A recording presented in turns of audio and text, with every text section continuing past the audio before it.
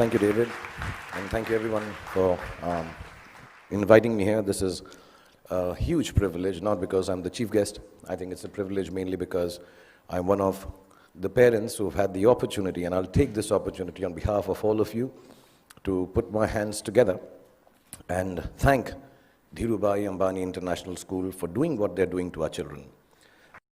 So I want to thank all the teachers, all the head of departments, Zareen, Farida. I mean, you are people I used to come to. When I have trouble, I come and look at their faces, go away, and I'm calm.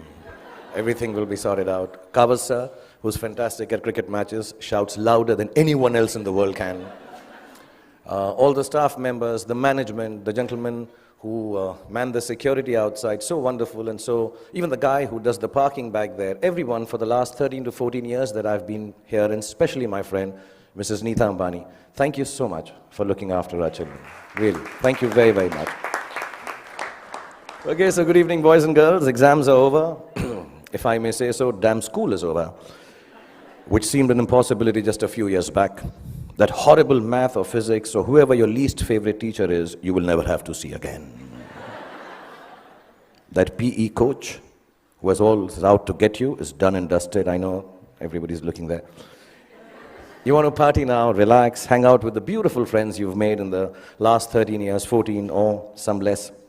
The last thing you really want to do is sit here and listen to someone give you advice on life lessons and what the future holds for you. And to top it, my qualification to be doing this is zilch, nada. Not at all, nothing. Really, apart from the fact that Neeta and I are friends, and thus I have some benefits.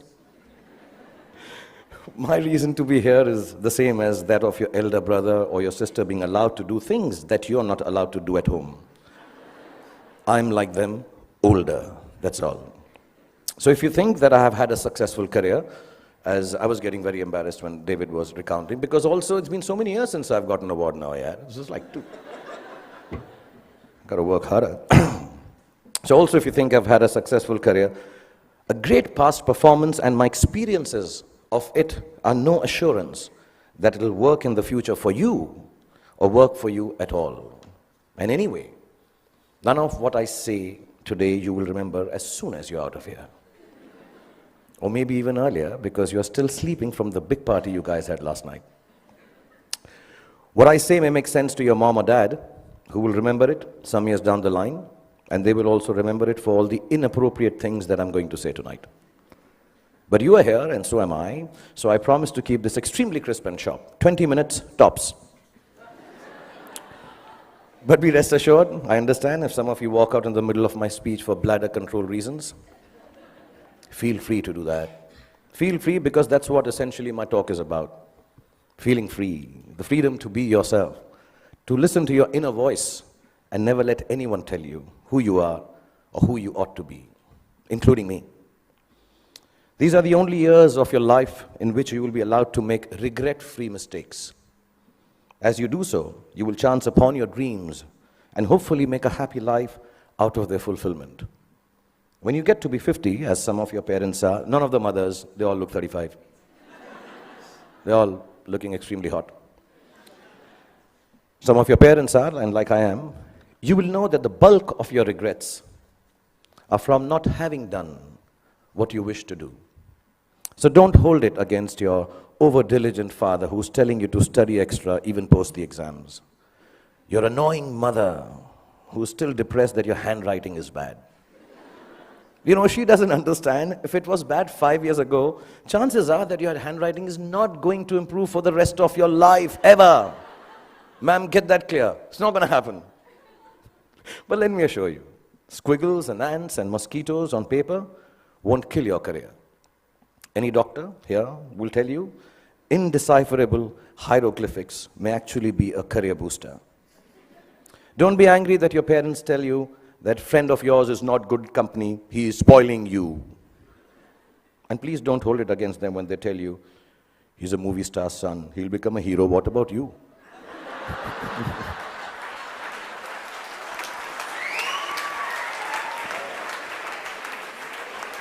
I mean, let me assure you, movie stars, sons and daughters also have to work.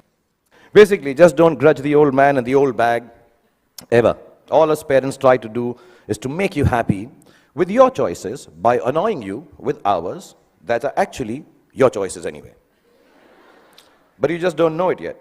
Your hormone levels are too high for you to understand this confusing logic. All you want to be is yourselves, and you're quite sure you know what that is. And I'm here tonight on your side only to confirm your conviction as you set forth into the big bad world from the loving shelter of Mrs. Neeta Ambani and all these wonderful and beautiful and warm teachers and faculty who have nurtured you to embark on your own journey through life.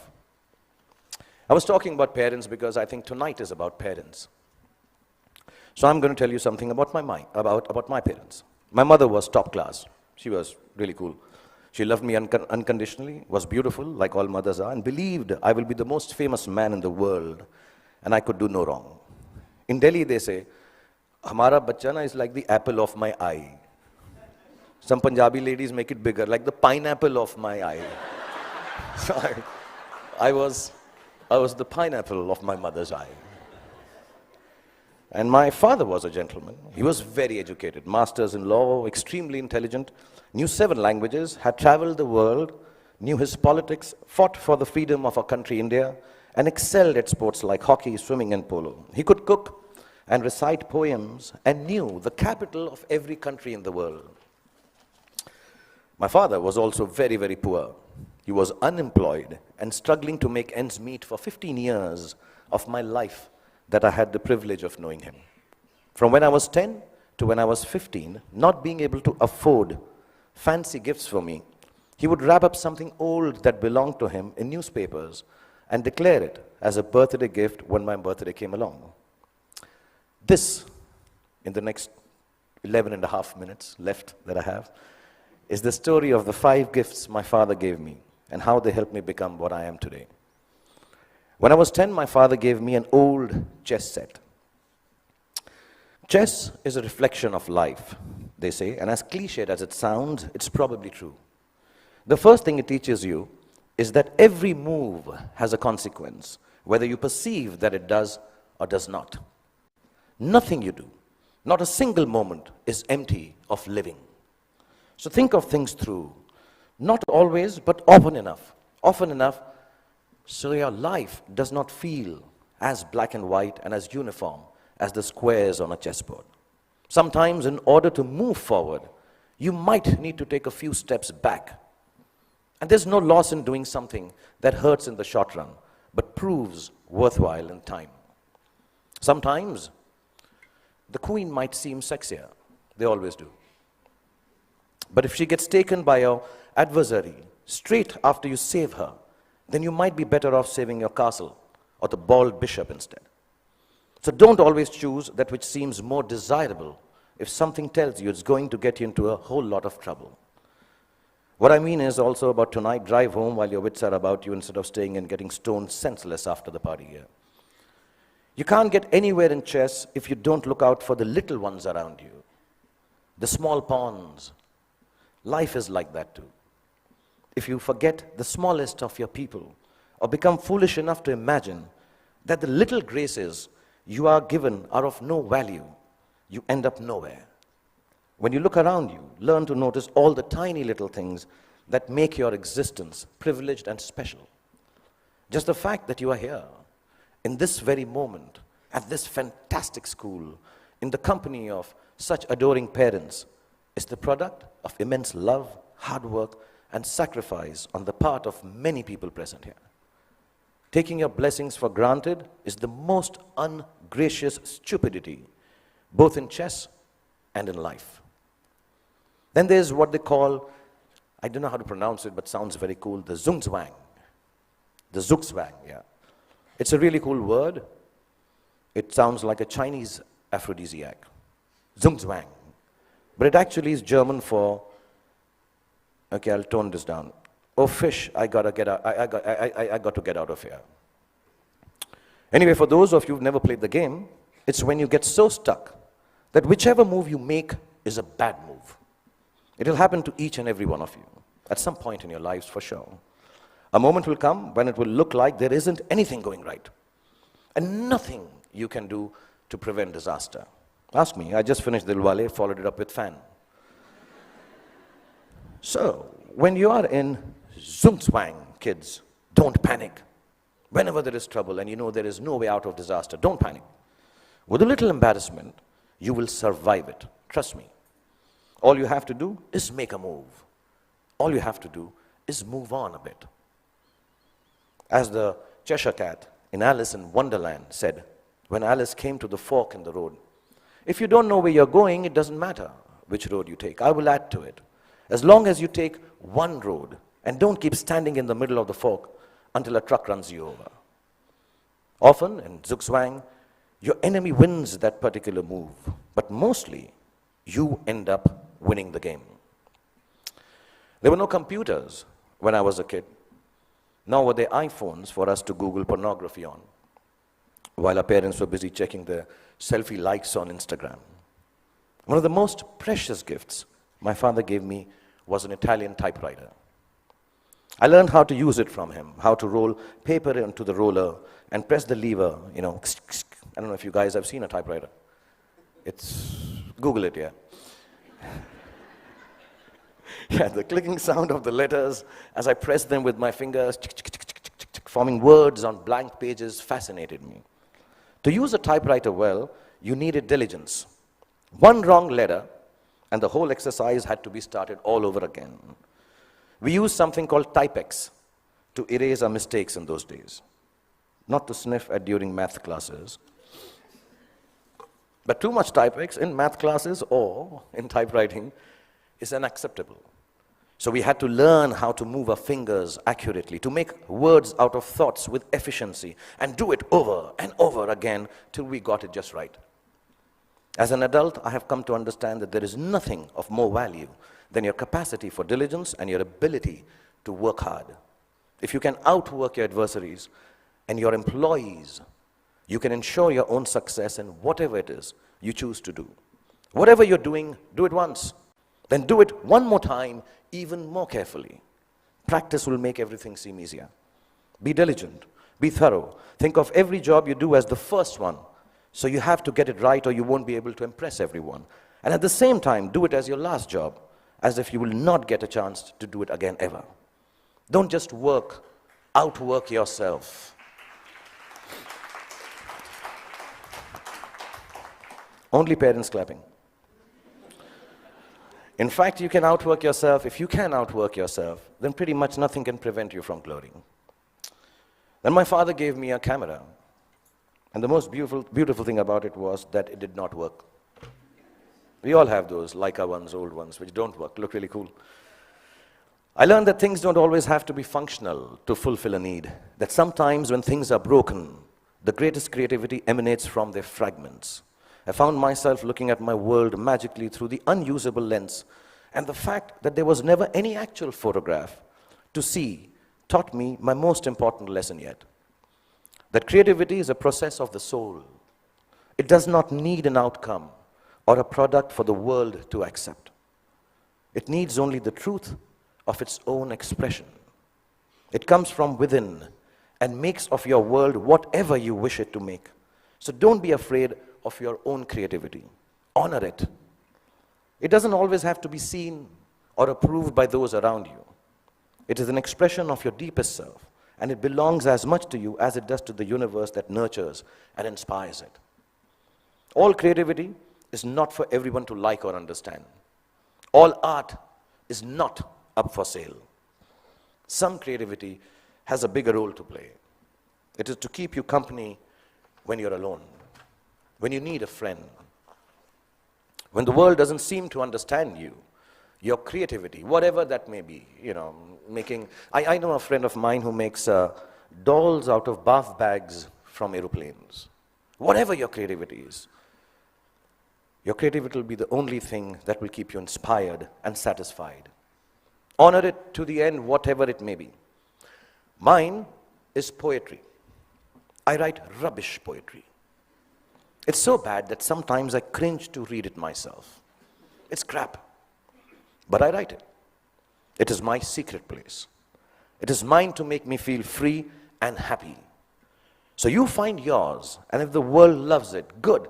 If it doesn't, even better, because now you will truly have a friend. So keep your creativity intact. My father was a funny guy. He had the capacity to turn any kind of serious situation in a way that it seemed less stressful, with a bit of humor. Without a sense of humor, the world will always be a dull and dreary place. No darkness or despair should ever be beyond a good and a hearty laugh. I'm going to tell you a few incidents. If you're not bored, I have about 7.5 minutes left. We used to live on the 3rd floor of an apartment building, and as people on 3rd floor tend to do, my friends and I used to throw things down from the balcony. You know, wrappers, tidbits, dog shit wrapped in newspapers, the usual stuff, yeah. One day, the old gentleman on the ground floor, there always is an old senile gentleman on the ground floor. He had had enough of our daily droppings. He charged at us, yelling at the top of his voice, भाई साहब, ऊपर से चीजें नीचे आती हैं. ऊपर से चीजें नीचे आती हैं. And you know, the whole mohalla, the colony emerged to witness the spectacle. My father was there. I was mortified. And he kept screaming, ऊपर से चीजें नीचे आती हैं. And my father calmly looked at him and said, चाचा जी, ऊपर से चीजें नीचे आती हैं, ये न्यूटन ने बहुत सालों पहले बताया था. आप कोई नई बात बताओ, अंदर बैठ के चाय पी के बात करते हैं. And it instantly diffused the situation. The old man smiled. We went into the apartment, worked out how dog shit needs to be disposed of properly. Over a cup of tea, and life was back to normal again. And there was another incident I'm going to relate. I had been eyeing this attractive, dusky girl who lived in our building. As smooth as I have always been with ladies, for some reason it occurred to me that if I blew up her letterbox with a Diwali cracker called Atom Bomb, she'd be very impressed with me. I've always been good with girls like that, yeah. I know things girls like. In this insanely romantic belief of mine, her letterbox soon exploded before her eyes. And I still don't know why the desired effect of running into my arms in slow motion was replaced with a screaming drama in which she flew up the stairs screaming, Amma, come here, Amma, ingeva, Amma, ingeva. She was a Tamilian lady, yeah. I took my chance, and as all macho men should do, I fled the scene. A few hours later, the doorbell rang. I looked through the magic eye, and the mother of the love of my life was standing outside looking incensed. I found a place to hide. My father opened the door. The lady began to rattle off a complaint. Your son this, your son that, sorry, my Tamil is not good, but it sounded like that. And he listened patiently and then responded, you know, ma'am, as you were speaking, I was getting angry with my son. But then suddenly I realized how beautiful you are. And I can imagine if your daughter looks anything like you, how can my son be blamed for falling in love with her and behaving so stupidly? The lady went silent as my father continued telling how beautiful she was. And then she became a little coy. Another cup of tea was had, and she said to me sweetly, Beta, just because my daughter is so beautiful, you shouldn't behave badly with her. You should come home, sit with us, and be friends. So not only did my dad get me off the hook for blowing up the girl's letterbox, he actually got me inroads to a long, satisfying relationship with the love of my life that lasted 6 days. Because then I realized that dating beautiful girls has its downside. Every boy in the colony made advances at her, so I was regularly beaten up in my attempts to offer her some boy-friendly protection. But that's another story. The point being, learn to laugh at yourselves every chance you get. If you can manage not to take yourself too seriously, no matter how big a shot you become, or how lowly, useless, trivial you feel, you will instantly disarm life's power to beat you down. It makes you braver to face ugliness because it changes your perspective. Humor is actually the deafness to see the world, the reality, for the transient farce it really is. It's like a talisman for survival. Cultivate it and allow it to lighten every heavy moment. Wear it like a vulgar tattoo if you don't already have one. Don't ever let it get washed away in the turbulently beautiful seas of life. It's your ticket to staying young and childlike forever.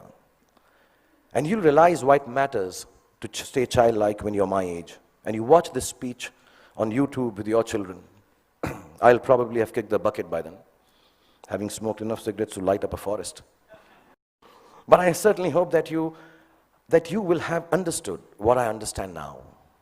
No, not that smoking kills, that part is okay. Well, what I'm referring to is what counts as the most beautiful and final gift that my father gave me. I only realized it was a gift on the day he died, when I was 15 years old.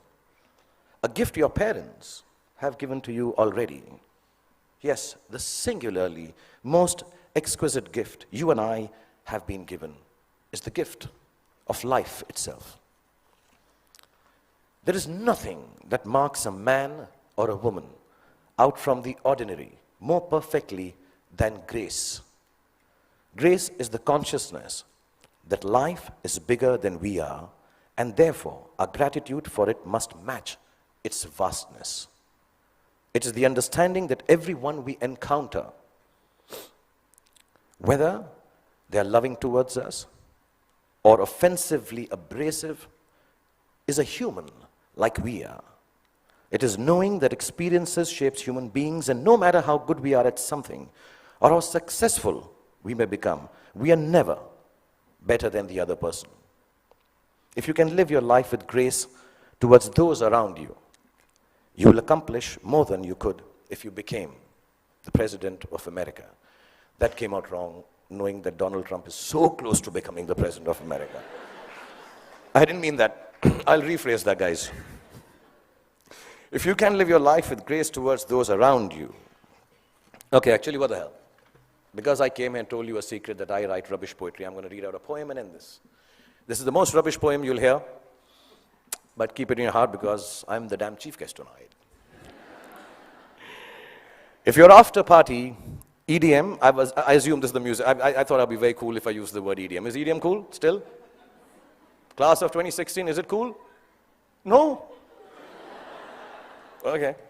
If you're after party, EDM, Stone Sunrise has found you, with dog-shipped wrappings and friends that will not confound you. And you start on this journey with a brave heart about you. If you live life with grace towards those around you, you'll get where you have to, and it won't astound you. If it isn't Ferraris and a White House that downed you, you won't need an entourage to always surround you. It's your truth you will have that will shelter and ground you. And you'll remember this day as the day that unbound you. From the walls of this beautiful school and the teachers, exams and all the rules that sometimes seem to hound you. And let me tell you, you all will be successful. Let me remind you. Now it was remind, but because it's not rhyming, so I...